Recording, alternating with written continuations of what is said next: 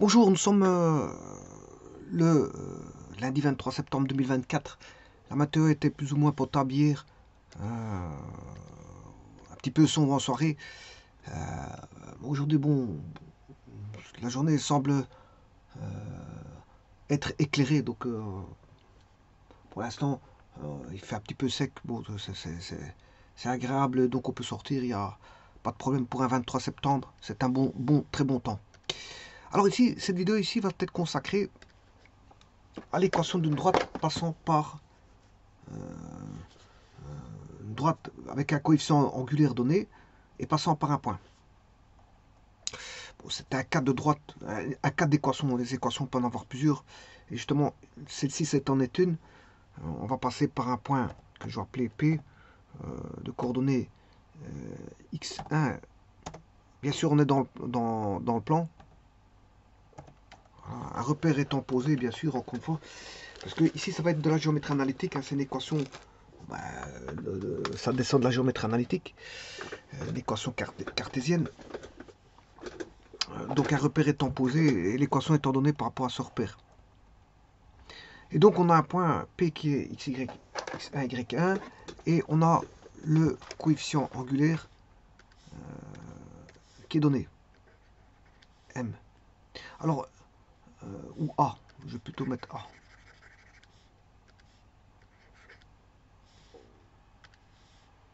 Ça c'est le coefficient angulaire. Bien sûr, de la droite. Hein.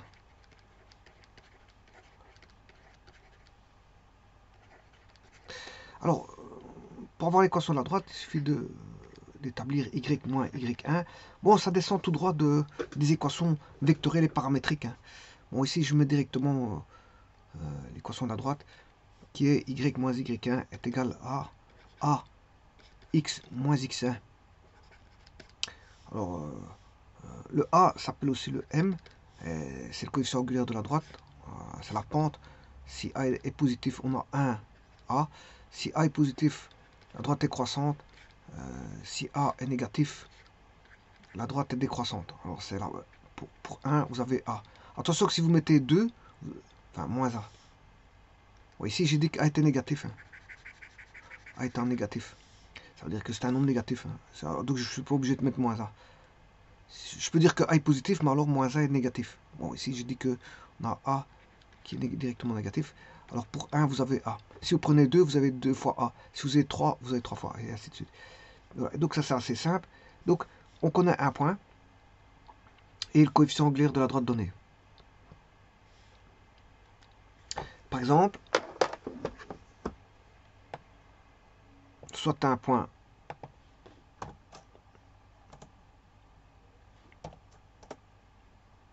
donné, de coordonnées A, B, voilà ce point variable.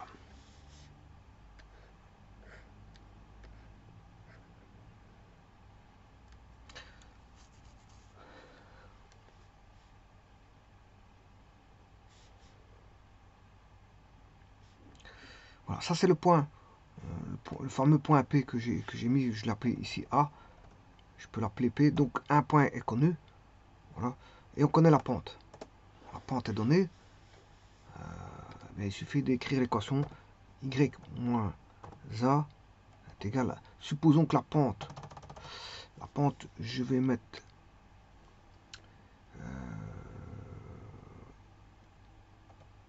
m. Voilà, m.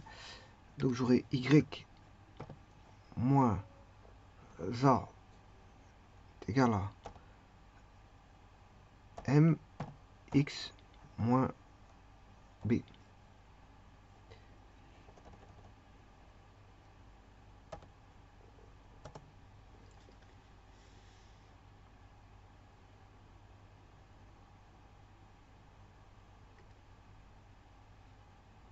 J'ai complètement raté. On va réécrire ça. Y moins a est égal à m x moins b. Voilà, vous avez, ça c'est la droite.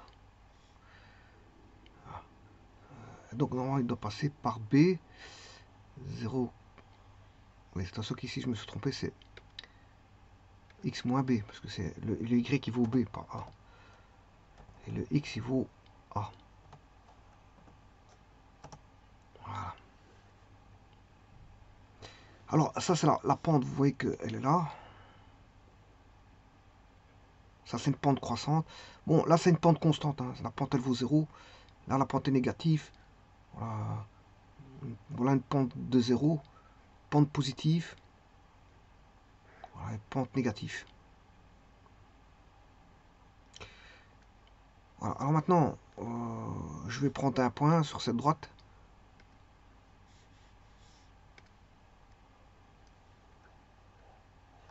Elle vaudra, par exemple, je prends temps x égale 6, 6,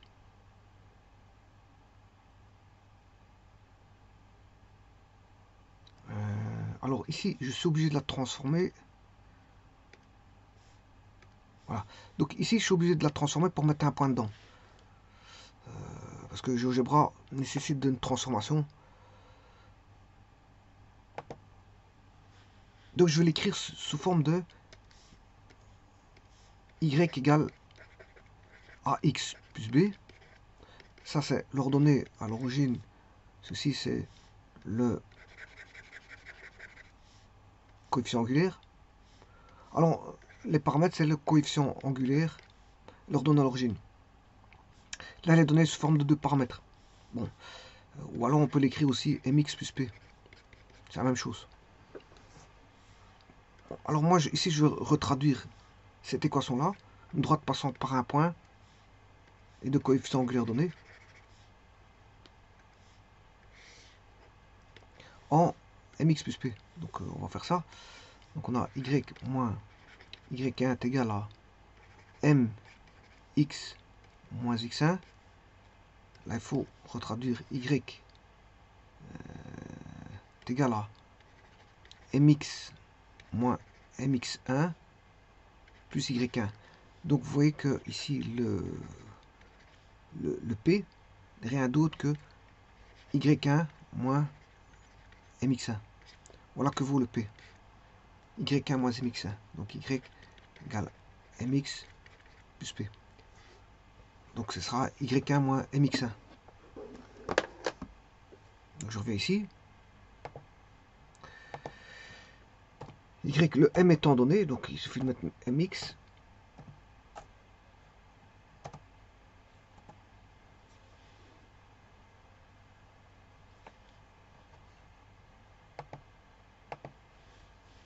Et le p, c'est y1 moins mx1.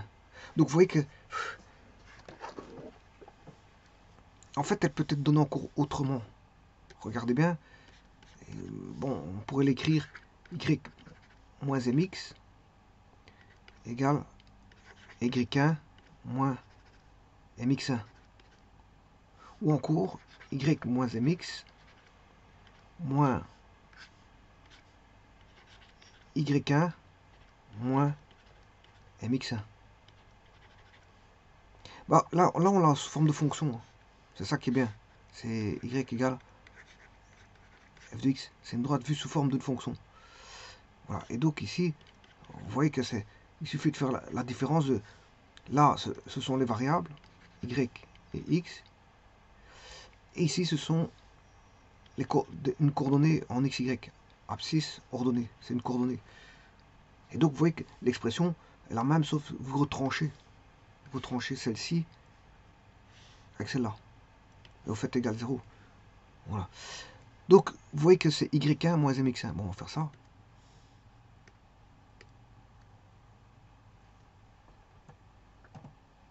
Alors, y1, c'est le b, moins m fois x1, qui est a. Alors, il y a une petite erreur.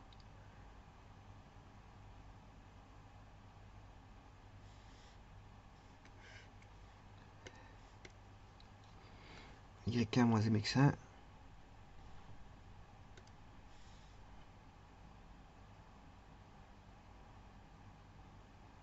Moins m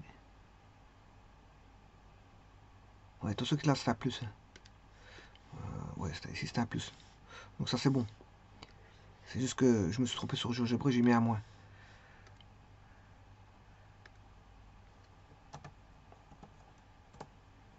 Voilà, vous voyez que c'est la même droite. J'ai la même droite. Alors, si je mets un point, par exemple, c'est ça. Là, quand on l'a sous forme de fonction, c'est bien. Parce que je peux trouver facilement toutes coordonnées. Par exemple, je vais mettre une valeur 7. Ben, ici, ce sera f de 7.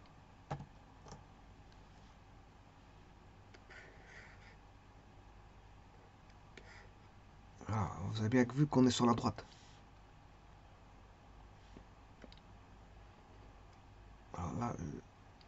Alors l'ordonnée à l'origine, c'est le P. Donc en fait, vous voyez bien que l'ordonnée à l'origine, ce sera le P. C'est Y1 moins MX1. C'est-à-dire Y1 B moins MX1 qui est le A. Là, vous avez l'ordonnée à l'origine qui est 0,C. C'est en l'ordonnée à l'origine.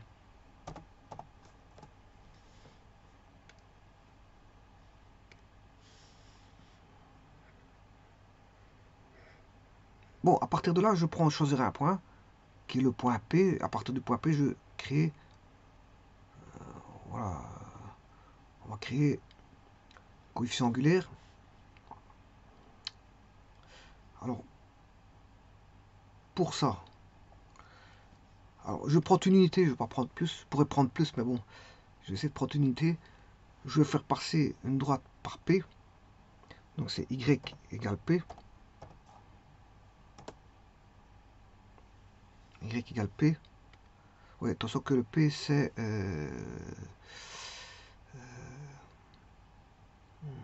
AB, donc c'est Y égale B. Voilà. Bon, je pourrais faire passer par A, mais je ne vais pas faire ça. Je peux, hein. En même temps. Alors, ici, je peux mettre une coordonnée. Je vais mettre un point, donc, je vais mettre K. Voilà. Donc ici, mon K,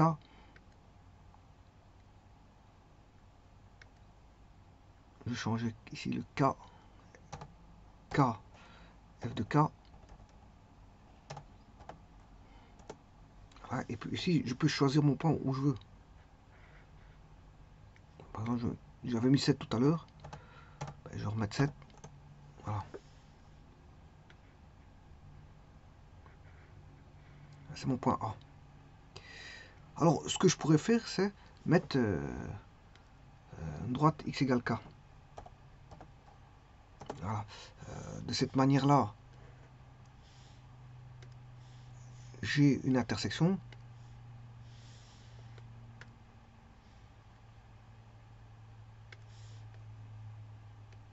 Entre ces deux-ci. Et il y a un angle. Ici, il y a un angle. Voilà, ici, il vaut 45. Vous aurez compris que ça, c'est le coefficient angulaire donné en angle, qui est arctangente de... le coefficient angulaire étant m, c'est arctangente de m.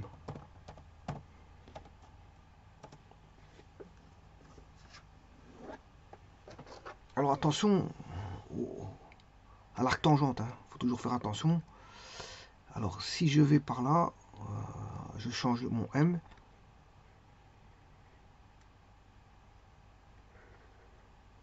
Voilà.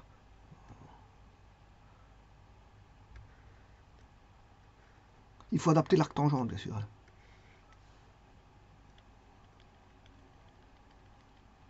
Il faut réadapter l'arctangente. Ici, la tasse 69, il n'y a pas de problème. Mais il faut la réadapter. En faisant soit plus 180, suivant le cadran qu'on est. Voilà, plus 180 plus alpha, ou 360 degrés plus alpha. Ça, il faut voir. Voilà comment. Il faut toujours vérifier l'arctangente si elle est bonne par rapport à l'angle. Voilà. Alors, ça c'est une chose. Donc vous aurez compris que le M, c'est tangente alpha. Donc arctangente M égale alpha. Alors ce que je peux faire ici, je peux mettre un segment qui va de là à ici et de là à là, de façon à retirer les deux droites.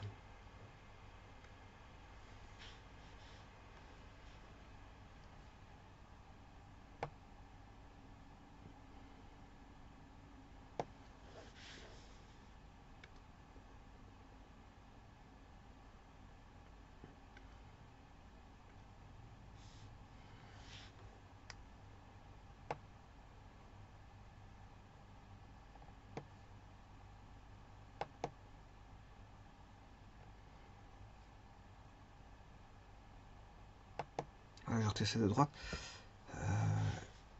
Et si je modifie le coefficient angulaire, si je modifie à droite, voilà, et ça je pourrais mettre en couleur par exemple.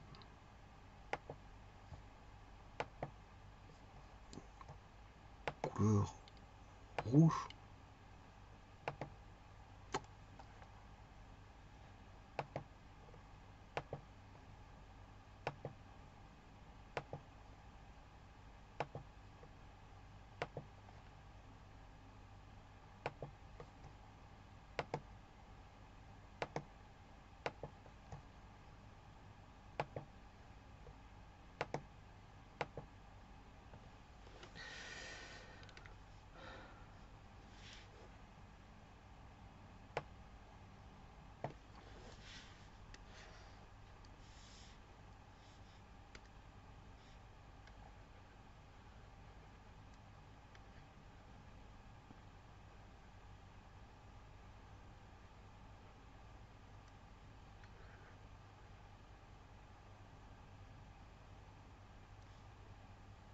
Alors si le H vaut 1, vous avez exactement M. Si vous voyez que vous avez H, le I voudra exactement M. Donc AC voudra exactement M si H vaut 1.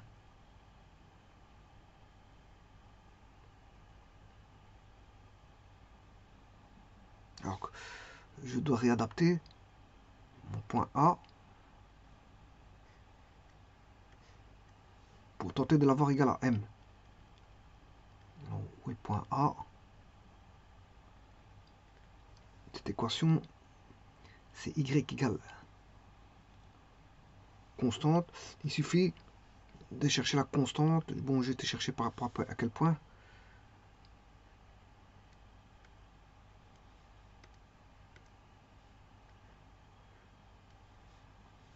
C'est le point P. Où est le point P?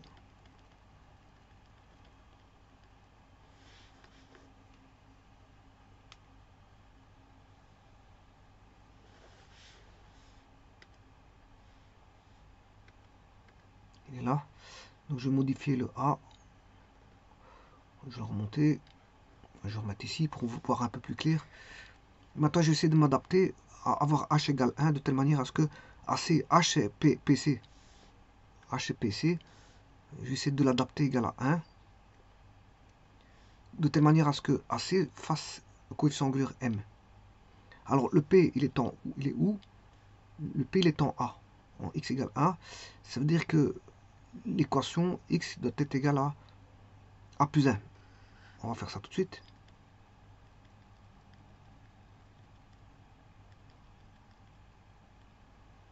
Ça c'est le Y.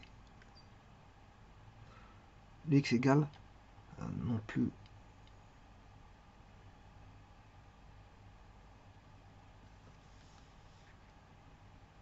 Voilà.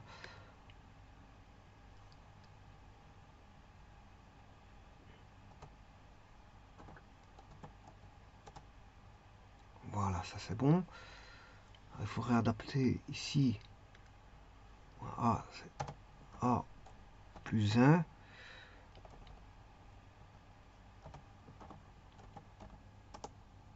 Voilà. Et de cette façon-là, bon, je retire le X. on aura le coefficient angulaire pour 1. Si je prends la distance PC,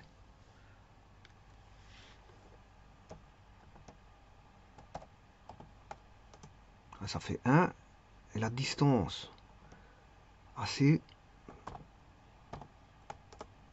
2,3, et 2,3 c'est mon M. Voilà, 2,3 c'est mon M.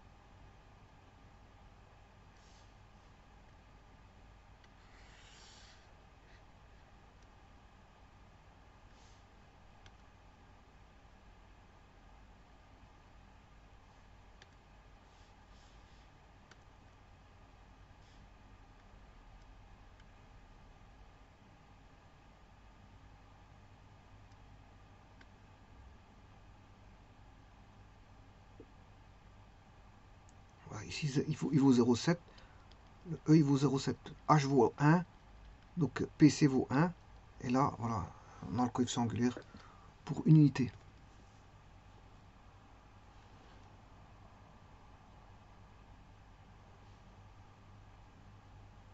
Alors, on a un cas particulier, c'est quand il passe par l'origine. Voilà, ça, c'est une droite, tout ce que je... Ça, ce sont des droites linéaires, et pour avoir... Enfin, une droite, c'est toutes des droites affines que je viens de faire. Pour avoir une droite linéaire, il suffit d'avoir le... il faut que le... Elle passe par 0, 0. Donc, c'est-à-dire que B vaut 0. L'ordonnée à l'origine doit valoir 0. C'est-à-dire que le P... le P, je vais le mettre en 0, 0. Par exemple.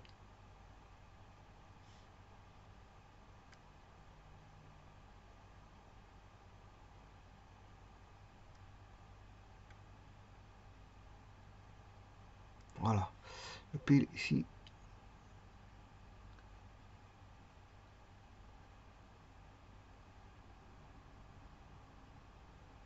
Voilà. Ici, on a une droite linéaire. Droite linéaire. Alors, je terminerai cette vidéo. Bon, ça c'est un cas particulier de droite, qui est la droite passant par l'origine. Je vous rappelle, ici je viens de faire l'équation d'une droite passant par un point, où le point P ou M, peu importe comment vous l'appelez, hein, M, s'il passe par le point M, c'est x1, y1, et de coefficient angulaire donné. Ça c'est le coefficient angulaire, y moins y1 est égal à m, x moins x1. Voilà, elle est donnée comme ceci. Alors, dernière chose avant de terminer, une petite remarque. Par un point, on sait faire passer par un point une infinité de droites. Il existe une infinité de droites passant par un point.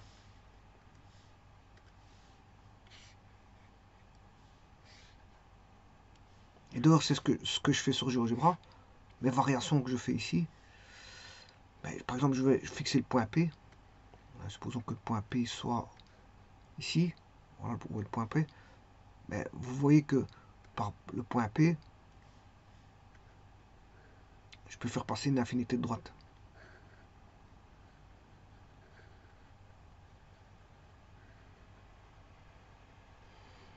Et si je change le point P, je vais remettre là-bas. Donc il existe une infinité de droites aussi. Donc, je peux changer à ma guise le point P où je veux. Peu importe où je vais le mettre, peu importe où je vais le mettre, il va exister toujours une infinité de droites passant par un point. Donc qu'est-ce qu'on dira? On dira, il existe une infinité simple, affinité simple. Parce qu'il y a un seul paramètre. C'est pour ça qu'on dit affinité simple. Alors, x1, y1 étant fixé. Hein. Donc, il n'y a qu'un seul paramètre variable. Le paramètre de variable, c'est m. Donc, il y a... Voilà, c'est pour ça que je dis... S'il y avait deux paramètres, c'est infinité double. Ici, bon, on sait le faire varier que de manière infinité simple. Il existe une infinité simple de droite passant par un point m donné. Le point m étant donné, et on peut faire varier le coefficient angulaire comme on veut. Donc il existe une infinité simple de droite passant par un point. Et bien sûr, si on a le point 0, 0, si m vaut 0, 0, ben, qu'est-ce que vous avez? Vous avez y égale mx qui est la droite linéaire. C'est la droite linéaire.